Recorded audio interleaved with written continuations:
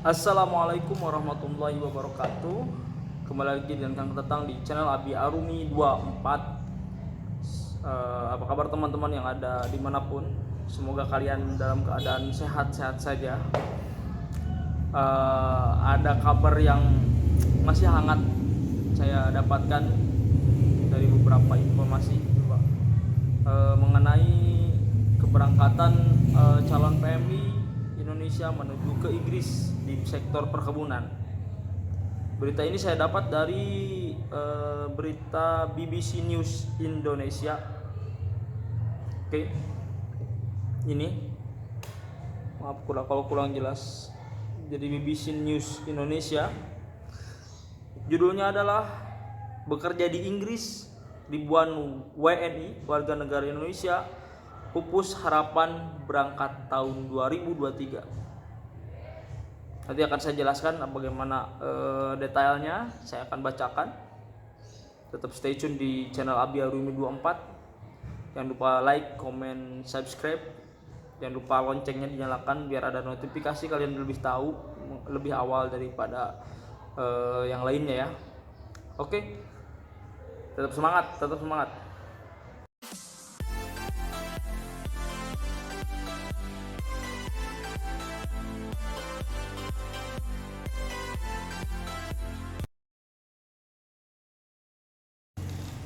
Oke, langsung saja berita yang luar biasa. Berita luar biasa yang cukup membuat kami selaku ex bekerja di Inggris kecewa, apalagi khususnya kepada kandidat-kandidat yang diharapkan bisa berangkat tahun ini. Ada kemungkinan tidak bisa berangkat. Pupus harapan berangkat tahun 2023. Itu judulnya, seperti halnya judul yang diangkat oleh BBC News ini, pupus harapan berangkat tahun 2023. Saya akan bacakan, silahkan kalian ambil kesimpulan. Saya tidak akan banyak menyimpulkan secara diri sendiri, takutnya nanti salah, nanti banyak pihak-pihak yang suka menghubungi saya. Oke, saya bacakan ya. Jangan di skip videonya agar info yang saya sampaikan ini sampai dengan baik dan bisa bisa diambil kesimpulannya dengan benar ya. Oke. BBC News Indonesia, bekerja di Inggris, ribuan WNI pupus harapan berangkat tahun 2023. Kenapa? Apa sebabnya? Oke. Sebanyak 6 perusahaan yang memegang lisensi mendatangkan pekerja musiman ke Inggris untuk sektor hortikultura telah menyatakan tidak mengambil tenaga kerja dari Indonesia untuk musim panen 2023. Padahal setidaknya 1.100 orang menunggu keberangkatan kembali sebagai bagian dari kontrak 2 tahun. Di antaranya kami yang kemarin sudah berangkat. Oke, ketidakjelasan nasib para pekerja tenaga kerja Indonesia atau TKI atau sekarang sering disebut dengan PMI pekerja migran Indonesia sebenarnya mulai mencuat setelah izin AG Recruitment, perusahaan yang berperan sebagai sponsor pekerja di Inggris dan penyalur mereka ke perkebunan yang memerlukan dicabut pihak berwenang di Inggris. Dalam pengiriman perdana dari Indonesia tahun 2022 lalu, sebanyak 1.422 TKI disponsori oleh AG Recruitment, agensi kami, yang bekerja sama dengan perusahaan PT Aljubara Manpower Indonesia atau AMI. Sekitar 250 warga negara Indonesia WNI tidak pulang ke Indonesia setelah kontrak 6 bulan berakhir, sehingga menunggu keberangkatan lagi kira-kira 1.100 orang. BBC News Indonesia telah mengangkat kasus WNI kabur dalam artikel WNI mantan pemetik buah menjadi imigran gelap dan pencari suaka di Inggris. Tetapi jumlahnya ketika itu belum selengkap data semutakhir ini. Jadi sekarang sudah diperlengkap datanya. Sesuai perjanjian kerjasama selama 2 tahun yang melibatkan PT Al-Jubair dan AG Recruitment, para PMI tersebut seharusnya diberangkatkan kembali di Inggris pada musim panen tahun ini 2023, mulai April ini harusnya udah berangkat. Dan kalaupun emang berangkat April, harusnya di bulan ini, di bulan 3 sudah ada proses untuk pembuatan visa. Oke. Lantaran pencabutan izin AG Recruitment, semua PMI yang sudah pulang tidak dapat diberangkatkan lagi ke Inggris oleh PT AMI melalui AG Recruitment. Artinya PT AMI kehilangan mitra bisnis di Inggris. Untuk mencari tahu apakah ada kemungkinan mereka disponsori oleh agen lain, BBC News Indonesia menghubungi 6 perusahaan Inggris sebagai sponsor atau operator visa pekerja musiman sektor perkebunan 2023. Jadi BBC ini menghubungi semua agensi-agensi yang memungkinkan apakah ada agensi lain yang bisa memberangkatkan kami selain AG Recruitment. Salah satunya Agri HR, perusahaan yang baru mengantongi lisensi tidak melirik Indonesia sebagai sumber tenaga musiman.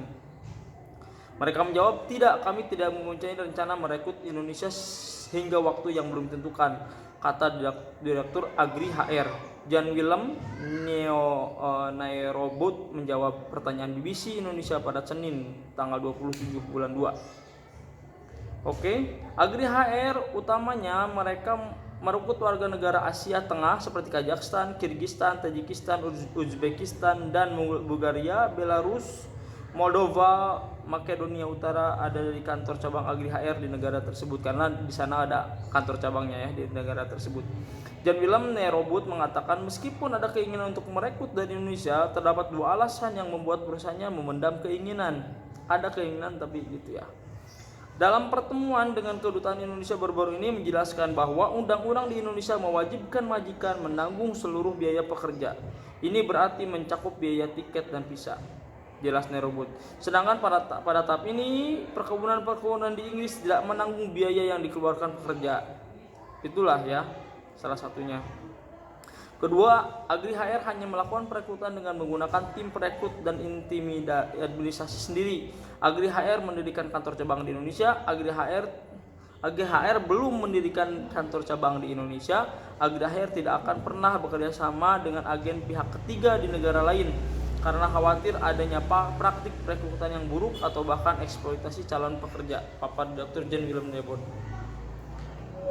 Agen yang baru mendapat izin sebagai operator pekerja musiman 2023, Hobbs, menampilkan pengumuman di situsnya bahwa pihaknya tidak merekrut di Indonesia. Salah satu agen yang lain ya, namanya HOPS, Hobbs, sama. Mereka di situsnya tidak akan mengambil dari Indonesia. Selain daripada itu, Concordia, perusahaan yang telah lama menyediakan tenaga kerja musiman untuk sektor perkebunan dan pertanian, terang-terangan menyatakan tidak merekrut pekerja dari Indonesia. Mereka menjawab, kami tidak pernah merekrut dari Indonesia dan tidak punya rencana, tegas Direktur Utama Concordia Simon Bowyer kepada BBC News Indonesia. Hampir sama dengan Agri HR, Concordia mendatangkan pekerja di kawasan Asia Tengah dan Balkan, Kazakhstan, Uzbekistan, Kirgistan, Tajikistan, Armenia, Azerbaijan, Rumania, Moldova, Serbia, Makedonia, Montenegro, dan untuk menyebut sebagian. Adapun operator pekerja musiman Full Job mendatangkan tenaga dari Polandia, Rusia, Ukraina, Bulgaria. Gitu ya. Ada lagi namanya Proforce. Jadi termasuk tadi Agri HR, Concordia, Fruitful Job, Proforce ya, udah 4 ya. Juga tidak merekrut dari Indonesia melainkan Ukraina, Tajikistan, Uzbekistan, Kirgistan, Makedonia. Nah gitu. Jadi salah satunya nih Proforce pernah dihubungi oleh bos saya di Inggris. Mereka mencoba untuk bisa bisa merekrut kami secara pribadi oleh perusahaan. Tapi kan mereka tidak mau. Salah satunya Proforce ini ya, tidak mau mereka. Dan bos saya udah berusaha mencoba ke agensi lain pun susah. Oke, di pause dulu sebentar, tarik nafas. Oke, lanjut lagi. Perusahaan ke-6 yang kami hubungi adalah Etero, juga dikenal dengan nama dagang Telpas ya. Telah lama menyalurkan tenaga kerja untuk pertanian, tanaman hias, dan pengepakan. Konsorsium Etero menjadi sponsor baru pekerja musiman di luar Inggris tahun ini. Pimpinan Etero mengatakan pihaknya baru diberitahu Kementerian Dalam Negeri Inggris bahwa hasil tender izin sponsor pekerja museum dikabulkan 4 pekan lalu, jadi masih baru. Oleh karenanya hingga kini timnya masih memfinalkan strategi perekrutan. Ketika kami pertama kali mendirikan konsorsium ini, dari awal kami tidak berencana beroperasi di Indonesia. Malangnya keadaan itu tidak membantu dengan adanya kasus AG. Situasinya rumit, kami paham ada banyak pekerja keras orang baik di Indonesia yang ingin mengikuti skema ini. Jelas Direktur Pelaksanaan Etero Gareth Hughes kepada wartawan BBC News Indonesia di London, Rohmatin Bonasir. Itu ya, dia jelaskan ya. Yang dimaksud agen rekrutmen ada perusahaan-perusahaan yang kehilangan izin sebagai agensi musiman. Gitu ya. Pencabutan terjadi menyusul keluhan adanya beban biaya penempatan yang besar yang dikenakan kepada pekerja Indonesia dan Nepal sampai mereka terlilit hutang. Ya, bisa disimpulkan sendiri ya. Di samping itu juga kasus pekerja kabur dan mencari suaka. Jadi kabur dan suaka ini ada yang niat mau kabur, ada yang niat karena kontraknya sebentar jadi kabur, ada yang biaya terlalu mahal mereka kabur karena pulang juga nggak balik modal kan gitu. Banyak alasan-alasan lain ya. Pekerja kedua negara ditandatangani oleh agen rekrutmen. Dan sama dengan PMI, banyak dari pekerja Nepal tidak pulang usai kontrak. Sama ya, tidak hanya Indonesia saja, Nepal banyak yang tidak pulang. Itulah yang membuat agen rekrutmen dicabut perizinannya. Salah satunya ya. Dan mencari bahkan jumlahnya lebih besar lagi, lebih banyak yang kabur ya, lebih banyak yang nggak pulang dari Nepal. Ditambahkan Gareth Hughes karena baru mendapat lisensi maka website konsorsiumnya belum rampung, sehingga data tentang negara yang mana saja yang menjadi tujuan perekrutan belum tersedia sampai akhir pekan ini atau pekan depan. Tapi yang jelas kami tidak berniat merekrut dari Indonesia. Gitu mereka bilang. Situasi ini mungkin bisa berubah di masa yang akan datang. Gareth Hughes pada Senin tanggal 6 bulan 3. Oke.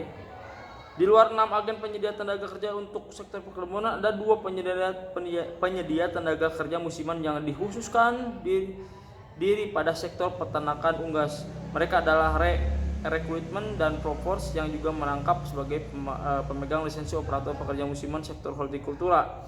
Dalam situasinya, Recruitment mengatakan rekrutmen dilakukan oleh timnya di Rumania. Masa kerja di sektor peternakan unggas lebih singkat dibandingkan perkebunan karena hanya diperlukan menjelang hari besar Natal dan Tahun Baru mulai Oktober hingga Desember. Oke, ini baru sampai nanti agensi. Sekarang nih, lampu hijau dari pemerintah Indonesia. Kita simak. Keputusan seluruh operator skema pekerja musiman yang tidak mencakup TKI ini membuat Aljubara selaku pihak menangani perekrutan di Indonesia tidak mempunyai mitra bisnis untuk tahap sekarang. Untuk saat ini Aljubara tidak mempunyai mitra bisnis ya. Padahal perusahaan tersebut mengaku telah melakukan pembenahan, penataan antara lain menyangkut pemangkasan rantai percaloan. Semakin panjang rantai percaloan, maka biaya yang ditanggung calon pekerja semakin membengkak pula. Berkaitan dengan kelanjutan pengiriman kembali pekerja migran Indonesia, kami telah mendapatkan surat dari pemerintah tentang penempatan kembali pekerja seasonal worker (SW) di Inggris. Kami lagi mempersiapkan persyaratan, salah satunya memiliki lisensi GLAA. Kata Direktur PT AMI Ibu Yulia Guyeni pada Sabtu tanggal 4 kemarin. GLAA merupakan badan yang menangani buruh dan pelanggaran hak-hak buruh. GLAA inilah yang mengeluarkan izin dan kemudian mengawasi seluruh perusahaan perekrutan termasuk operator kerja musiman. Pada BBC News Indonesia, Yulia Guyeni lebih lanjut mengatakan banyaknya pekerja migran Nepal yang mengundurkan diri. Salah satu penyebab agensi kami agen rekrutmen di stop sementara sampai waktu yang belum bisa ditentukan dan banyak pekerja migran yang mengajukan suaka. Untuk itu kami lagi berupaya untuk mengadakan kerjasama dengan agensi lain, salah satunya adalah Etero. Yang tadi ya salah satunya. Keterangan tersebut diberikan 2 hari sebelum kami mendapatkan kepastian dari Etero. Dan sebagaimana dikatakan pelaksana Etero Gareth Hughes, Indonesia tidak menjadi tujuan perekrutan setidaknya sekarang. Untuk tahun ini makin susah ya, karena Etero sendiri mengatakan tidak ada maksudnya nggak ada Indonesia bukan menjadi tujuan perekrutan untuk tahun ini. Pada saat ini kami telah melakukan negosiasi dengan siapapun dari Indonesia, Garet Tugas kembali menegaskan. Sementara itu, Direktur Bina Penempatan dan Perlindungan BP2MI Kementerian Tenaga Kerja Rendra Setiawan mengatakan pengiriman kembali ke TKI ini sebenarnya telah mendapat lampu hijau dari pemerintah. Ini terbukti dengan dikeluarkannya surat edaran Kemenaker tanggal 22 Februari.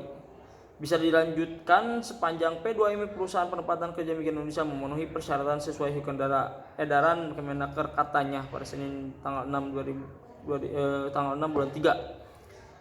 Di antara persyaratan yang dicantumkan dalam surat edaran adalah perusahaan penempatan kerja yang akan mengirim PMI ke Inggris wajib memiliki perjanjian dengan mitra usaha di negara itu yang telah memiliki izin dari Gangmaster Labus Authority GLAA disingkat ya, dan juga lisensi sebagai operator skema musiman. Sejauh ini belum ada satupun perusahaan Indonesia yang memegang lisensi GLAA. Walau tadi dikatakan oleh Ibu Yulia Guyani bahwa pihaknya sedang mengurusnya, proses pengurusan biasanya memakan waktu lebih dari 3 bulan. Ketiadaan izin itu sendiri menimbulkan kekhawatiran mendalam di antara pihak-pihak terkait di Inggris, mulai dari perusahaan perekrut, perkebunan, supermarket, hingga otoritas resmi, kata spesialis hak-hak pekerja migran asal Inggris yaitu Andy Hall. Jika tidak ada agen yang mengantongi lisensi GLAA di Indonesia, siapa yang akan melakukan pemantauan? Tidak ada akuntabilitas dan tidak ada aturan hukum di Indonesia. Itulah yang ada di benak pikiran setiap orang sekarang. Saya pikir itu terlalu berisiko tinggi bagi mereka, jelasnya. Mengingat banyak kasus PMI yang terpaksa meminjam uang dalam jumlah besar, menggadaikan sertifikat tanah atau menjual aset untuk membiayai keberangkatan mereka dalam pengiriman tahun pertama, pihak-pihak terkait di Inggris khawatir para pekerja rentan dimanfaatkan. Dalam sistem Inggris itu sangat beresiko, menyebabkan korupsi dan masalah tata kelola pada orang-orang yang semestinya tidak dilibatkan, tambah Andy Hall.